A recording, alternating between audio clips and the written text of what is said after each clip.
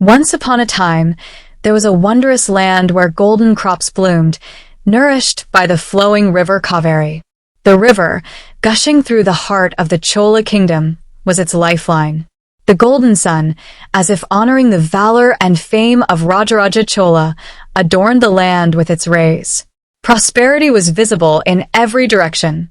This land was ruled by a young, brave king known by birth as a Rolmazi Varman, by royal lineage as Rajakasari, and later celebrated by the world as the great emperor Rajaraja Chola. Rajaraja Chola cared for his people more than his own life. He was willing to go to any lengths to protect them. A mighty swordsman, he practiced daily with his war elephants and soldiers. His eyes were sharp, his shoulders broad and strong.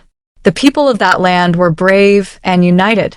Farmers toiled to make the land flourish.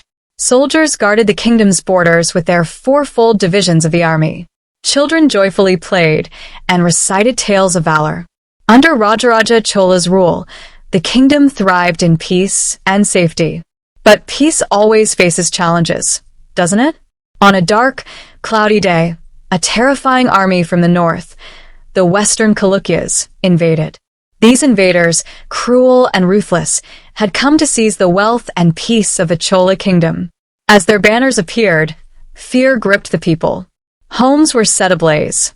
Storehouses were looted. Cries of agony and death echoed everywhere. This news struck Rajaraja Chola like a bolt of lightning. He couldn't bear to see his people suffer. "I shall protect my sacred land of Kaveri and my people at all costs," he vowed with courage. He immediately summoned his top generals and warriors. "We will not hide like cowards. We will fight to defend our land and people. Let my mother, my sister Kudavolai, and all the women of our land take pride in our valor," he thundered. Hearing his battle cry, the soldiers were filled with new spirit. Rajaraja Chola unsheathed his sword engraved with the royal tiger seal. His eyes burned like fire, and he led from the front, charging against the enemy. His sword whirled like lightning. The invaders trembled at his might. On one side stood Rajaraja and his brave army, and on the other, the cruel invading force. Conch shells blew, swords clashed, arrows flew, and blood flowed like a river. The battle was fierce. Rajaraja roared like a lion on the battlefield. He felled many enemies single-handedly. Inspired by his courage, his warriors fought with greater passion, ready to lay down their lives for their king. But the enemy army was vast. Rajaraja's forces began to tire. Many brave men fell in battle. Yet, Rajaraja never lost hope. At one point, the enemy commander confronted him face to face. A giant of a man, he clashed fiercely with Rajaraja. Their swords thundered like storms. After a long, brutal duel, Rajaraja defeated the enemy commander. Seeing their leader fall, the invaders panicked and fled. Rajaraja and his warriors chased them to the borders and drove them out. The battlefield was strewn with fallen heroes. Rajaraja's heart ached with grief. He erected memorial stones and shed tears to honor the warriors who had laid down their lives for the land. But the danger wasn't over. Behind the enemy army lay a bigger conspiracy. The Western Chalukya king Satyashraya from the north disliked the growing power of the Chola Empire and had plotted its destruction. When Rajaraja Chola learned this, he became deeply concerned. He had to continue protecting his people from further danger. Calmly, he devised a plan.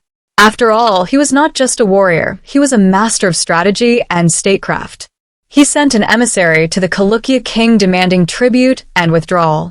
But the king arrogantly refused, declaring war as the only solution. Rajaraja prepared once more.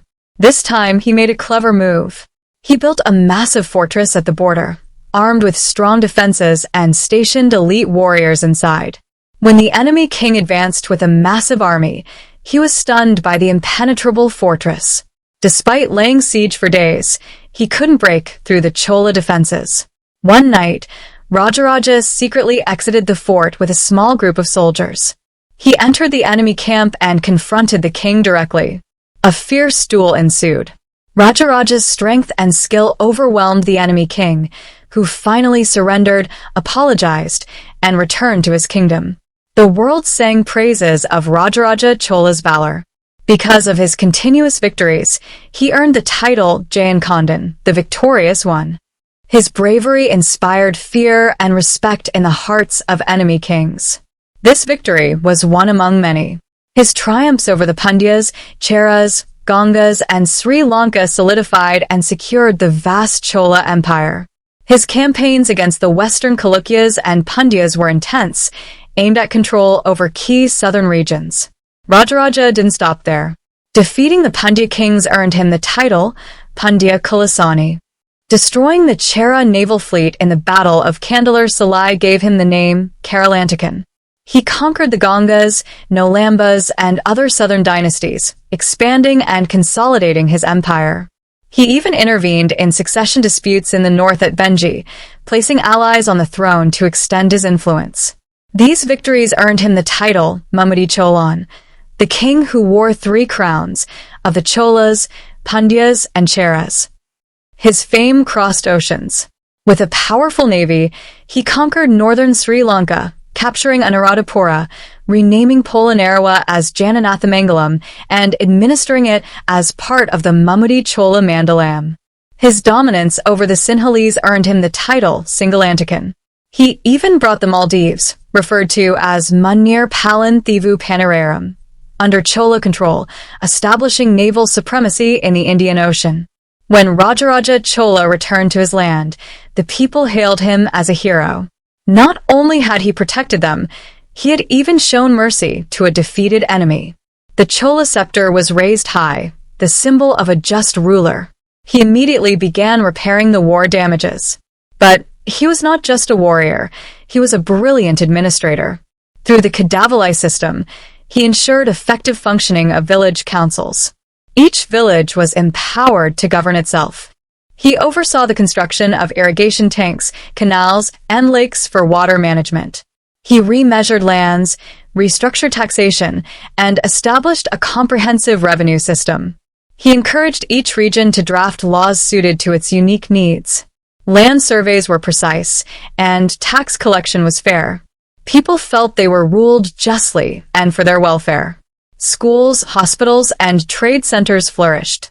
Beyond war and administration, Rajaraja cherished arts and culture. Sculpture and painting reached new heights. True to his devotion to Lord Shiva and his title, Sivapadasekharan, he built the magnificent Brihadeeswara Temple in Tanjavur, a marvel of Chola architecture and devotion. He revived the lost hymns of the Nayanmars, earning him the title Thirumurai Kanda Cholan. The temple became a milestone in later Chola architecture. Dance and music thrived in palaces and temples. He prioritized education, establishing schools and promoting both Tamil and Sanskrit learning. Standing atop the Vimana of the Tanjavur temple, Rajaraja looked upon his kingdom. The scars of war had faded, replaced by greenery and prosperity. The faces of his people now shone with peace and joy. His sacrifices had not been in vain. A tear of pride welled in his eyes. The Chola Empire continued to live on in glory, standing tall among the greatest empires of India. I hope this legendary journey of Emperor Rajaraja Chola has filled you with courage and patriotism. His bravery, sacrifice, just rule, and brilliant local governance are etched in golden letters in Indian history. Notably, the Prime Minister of India, in a recent speech on democracy, praised the ancient Utharamar inscription, which details the democratic Kudavolai voting system from 1200 years ago during Chola rule. Let us explore another chapter of history next time. Thank you.